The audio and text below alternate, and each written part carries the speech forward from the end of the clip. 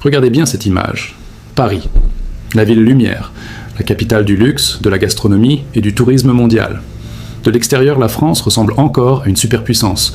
Les boutiques de l'avenue Montaigne sont pleines, le CAC 40 verse des dividendes records, et le champagne coule à flot dans les soirées diplomatiques. Mais grattez le vernis, juste un peu. Ce que vous voyez n'est pas une économie. C'est un décor de théâtre maintenu debout par des échafaudages de dettes que personne n'ose regarder en face.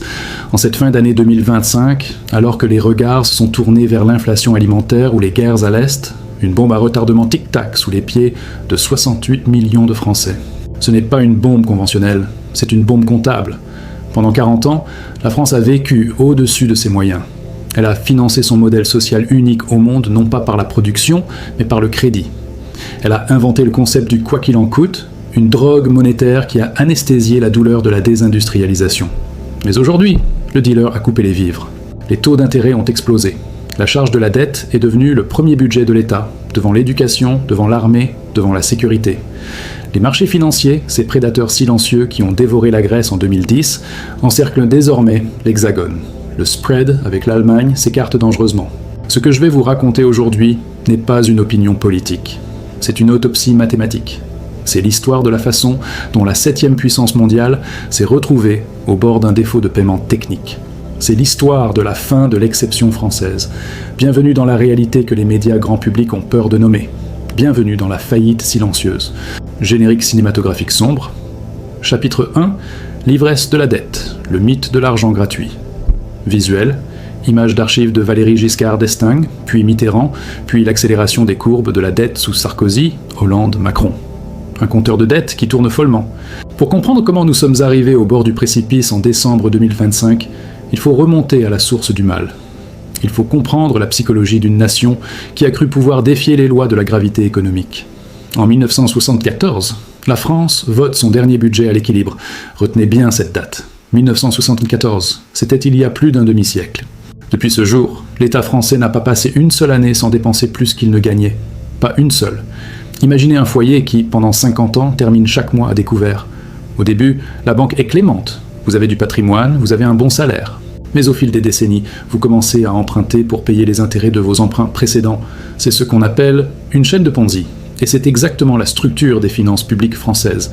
Pendant longtemps, cette addiction était gérable. Pourquoi ? Parce que la France produisait. Elle avait des usines, du nucléaire, de l'aéronautique. Et surtout, ces dernières années, les taux d'intérêt étaient à zéro, voire négatifs. L'argent était gratuit. Les gouvernements successifs, de droite comme de gauche, ont succombé à cette illusion. La dette ne coûte rien, alors pourquoi se priver ?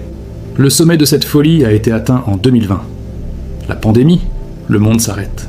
Le gouvernement français prononce ces mots fatidiques, « quoi qu'il en coûte ». Des milliards d'euros sont injectés pour payer les salaires des gens confinés, pour soutenir les entreprises fermées. C'était nécessaire, diront certains. Peut-être. Mais le problème, c'est que l'État n'a jamais su fermer le robinet. Une fois la crise passée, la dépense est restée. On a continué à distribuer des chèques, chèques énergie, chèques alimentaires, chèques rentrée. On a acheté la paix sociale à crédit. La dette a franchi les 110%, puis les 115% du PIB. Mais en économie, il y a une règle immuable. Quand l'argent devient trop abondant, il perd sa valeur. L'inflation est arrivée. Et pour tuer l'inflation, les banques centrales ont dû monter les taux. C'est là, en 2024 et 2025, que le piège s'est refermé. La France a une dette de plus de 3 000 milliards d'euros. Quand les taux étaient à 0%, cette dette coûtait peu. Mais aujourd'hui, la France doit refinancer cette dette à 3% ou 4%. Faites le calcul. 3% de 3 000 milliards, c'est 90 milliards d'euros par an, juste pour les intérêts. 90 milliards. C'est plus que le budget de l'éducation nationale. C'est 2 fois le budget de la défense. En 2026, le premier poste de dépense de l'État français ne sera pas l'avenir de vos enfants, ni votre sécurité, ni votre santé. Ce sera le paiement des créanciers internationaux. Chaque matin, la France se lève et doit trouver des centaines de millions d'euros, juste pour avoir le droit de continuer à exister un jour de plus. C'est une hémorragie interne. L'État prélève des impôts records. La France est championne du monde des prélèvements obligatoires, mais les services publics s'effondrent. Les hôpitaux craquent, l'école décline, la police manque de moyens. Où va l'argent ? Il ne va pas dans les services, il va dans le service de la dette. Les citoyens français ont l'impression de payer pour une Ferrari et de conduire une vieille voiture en panne. C'est normal, la moitié du carburant fuit avant même d'arriver au moteur. L'illusion de richesse de la France repose sur sa capacité à emprunter. Mais que se passe-t-il quand le prêteur commence à douter ? En cette fin 2025, les agences de notation, ces arbitres impitoyables de la finance mondiale, ont sorti le carton jaune. La dégradation de la note souveraine de la France n'est pas juste un symbole. C'est le signal que le marché commence à traiter la France non plus comme une Allemagne bis, mais comme une Italie du Nord. Et la différence est cruciale. L'Allemagne a une industrie pour payer ses dettes. La France, elle, a vendu ses usines. Ce qui nous amène au deuxième clou du cercueil. Chapitre 2. Le désert industriel, ou comment on a vendu les meubles, visuel, usines en ruine dans le nord de la France, aux fourneaux éteints, comparé aux usines ultramodernes en Chine ou en Allemagne. Graphique montrant le déficit commercial abyssal. Si la dette est à la fièvre, la désindustrialisation est le cancer. On ne peut pas comprendre la fragilité de la France en 2026 sans regarder son déficit commercial. C'est le chiffre le plus terrifiant de l'économie française, et pourtant, personne n'en parle au journal de 20 heures. Chaque année, la France achète au reste du monde beaucoup plus qu'elle ne lui vend. Le déficit commercial français bat des records historiques, dépassant régulièrement les 100 milliards d'euros par an. À titre de comparaison, l'Allemagne et l'Italie, malgré leurs problèmes, dégagent souvent des excédents ou sont à l'équilibre. Elles produisent des machines, des voitures, des produits chimiques que le monde veut acheter. Qu'est-ce que la France vend au monde en 2025 ? Du luxe, des sacs à main, du champagne, des avions Airbus, dont la production est partagée. Et c'est à peu près tout. Le mythe de la Startup Nation a caché une réalité bien plus sombre, la Deindustrialized Nation. Au cours des 30 dernières années, la France a commis un suicide stratégique. Elle a laissé partir son industrie, convaincue par des élites parisiennes déconnectées que l'avenir était au service et aux entreprises sans usine. Quelle arrogance, quelle erreur fatale. Pendant que la France transformait ses usines en loft et en musées, elle a perdu sa souveraineté. Regardez votre quotidien. Votre téléphone ? Américain ou coréen ? Votre voiture ? De plus en plus chinoise ou allemande ? Vos vêtements ? Bangladais ? Vos médicaments ? Indiens ? Même votre nourriture, dans ce grand pays agricole, est de plus en plus importée. La France importe désormais une grande partie de ses fruits, de ses légumes et de sa viande, comme nous l'avons vu avec l'inflation alimentaire. Quand un pays ne produit plus rien de tangible, il ne crée plus de vraies richesses. Il ne fait que faire circuler de l'argent créé par la dette. Le secteur du luxe, avec des géants comme LVMH ou Hermès, est l'arbre qui cache la forêt brûlée. Oui, ces entreprises sont des réussites incroyables. Mais une économie de 68 millions d'habitants ne peut pas reposer uniquement sur la vente de sacs à 3 000 € à des milliardaires asiatiques. Surtout quand l'économie chinoise ralentit, comme c'est le cas actuellement. Le pari du luxe est un pari risqué. Si la demande mondiale baisse, le dernier moteur de l'exportation française cale. Et n'oublions pas l'énergie. La France avait un atout maître, son parc nucléaire. Une énergie pas chère, décarbonée, abondante, c'était l'avantage compétitif absolu de l'industrie française.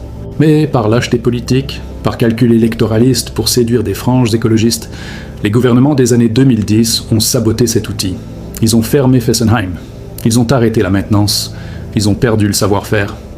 Résultat, au moment où l'énergie devenait chère en 2022-2023, la France s'est retrouvée à importer de l'électricité allemande produite au charbon.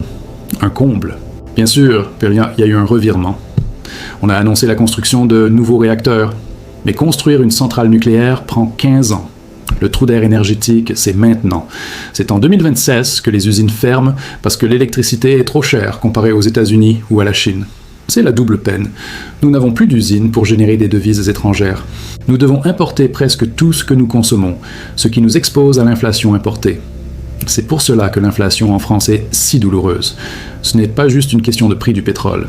C'est le signe qu'une nation qui ne produit plus est obligée de payer le prix fort pour sa survie. Elle est devenue une nation de consommateurs à crédit, dépendante du bon vouloir des producteurs étrangers. Et cette dépendance économique met en péril ce que les Français chérissent le plus, leur modèle social. Chapitre 3. La bombe à retardement social, le mythe de la protection infinie, visuel, graphique démographique, pyramide des âges inversée. Images de salles d'attente d'hôpitaux bondés, manifestations de retraités. Nous arrivons au cœur du réacteur. Le sujet tabou, le contrat social français. La France détient un record du monde dont elle est très fière. La dépense publique représente environ 57% de son PIB. Plus de la moitié de la richesse produite dans le pays passe par les mains de l'État. Le modèle repose sur une promesse simple. L'État s'occupe de tout, de la naissance à la mort. Crèche, école gratuite, santé quasi gratuite, chômage généreux et surtout les retraites. C'est un modèle magnifique, sur le papier. Mais ce modèle a été conçu en 1945, à une époque où il y avait 4 ou 5 actifs pour un retraité. À une époque où la croissance était de 5% par an, à une époque où l'espérance de vie était de 65 ans.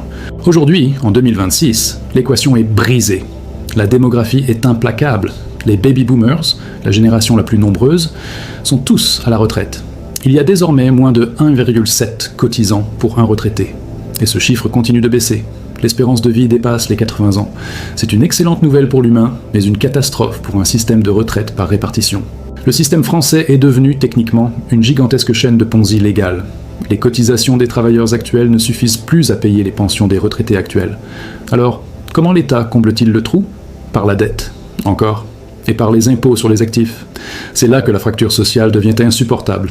D'un côté, vous avez une classe de retraités qui, en moyenne, a un niveau de vie supérieur à celui des actifs. Une anomalie mondiale. C'est une guerre des générations silencieuses.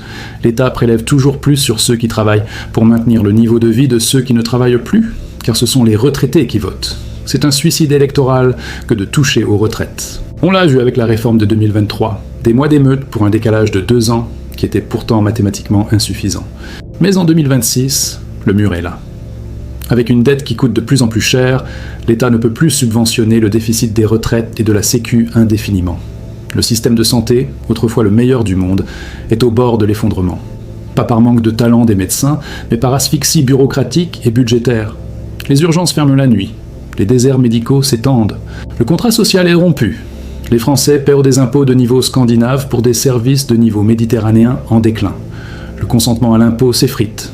Pourquoi payer 50% de son revenu si l'école ne fonctionne pas et si l'hôpital vous refuse ? C'est le terreau des révolutions.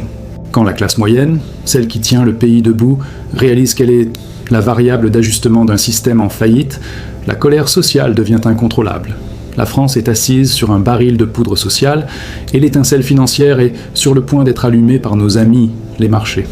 Chapitre 4. Le scénario grec. La fin de la souveraineté. Visuel.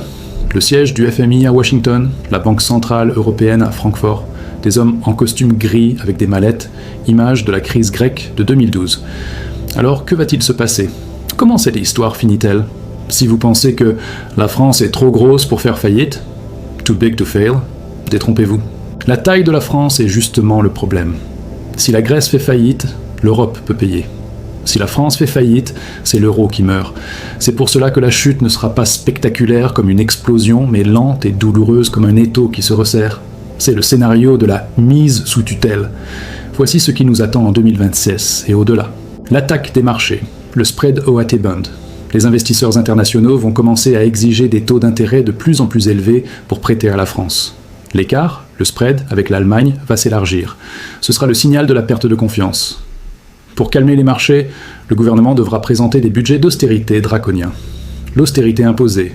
Fini l'échec. Fini les boucliers tarifaires. Le gouvernement sera forcé, le couteau sous la gorge, de tailler dans le vif. Désindexation des retraites, baisse des fonctionnaires, hausse de la TVA, ce ne sera plus un choix politique, ce sera une exigence comptable. La Commission européenne placera la France sous procédure de déficit excessive renforcée. Paris ne décidera plus de son budget. Bruxelles le validera. C'est la fin de la souveraineté budgétaire, la vente des bijoux de famille. Pour trouver du cash rapidement, l'État devra vendre ses participations. Vendre ses parts dans EDF, dans la Française des Jeux, dans les aéroports, peut-être même ouvrir le capital de joyaux stratégiques. C'est la liquidation du patrimoine national pour payer les factures courantes. L'inflation comme solution par défaut. C'est la solution la plus probable et la plus cynique. Si on ne peut pas rembourser la dette et qu'on ne peut pas faire défaut, car cela détruirait les banques et l'assurance vie des Français, la seule issue est de la rembourser en monnaie de singe. Laisser l'inflation courir un peu plus haut que les salaires et les retraites. C'est un impôt invisible qui appauvrit tout le monde, mais qui permet à l'État de réduire le poids réel de sa dette. C'est ce que nous vivons déjà avec l'alimentaire. La conclusion est brutale. Le modèle français de l'après-guerre est mort. Il a été tué par la dette et l'incapacité à se réformer en temps de paix. Nous entrons dans une ère de vérité. Les années 2026-2030 seront les années du grand ajustement. Le niveau de vie des Français va baisser pour s'aligner sur la réalité de leur production réelle, et non plus sur leur capacité d'emprunt. C'est la fin de l'insouciance. La France ne va pas disparaître. C'est un grand pays, plein de ressources, d'ingénieurs talentueux, de créateurs. Mais la France rentière, celle qui vit au crochet de la dette, vit ses derniers jours. La question n'est plus de savoir comment éviter la crise. La crise est déjà là, elle est juste masquée par des artifices comptables. La question est de savoir comment vous, individuellement, allez vous protéger quand le masque tombera. Ne comptez pas sur l'État pour vous sauver cette fois-ci. L'État est celui qui a besoin d'être sauvé. Je suis votre nom. Et c'est le canal, nom du canal. L'histoire économique ne pardonne pas l'hubris. Abonnez-vous maintenant pour comprendre les mécanismes qui redessinent votre monde avant que la facture ne vous soit présentée.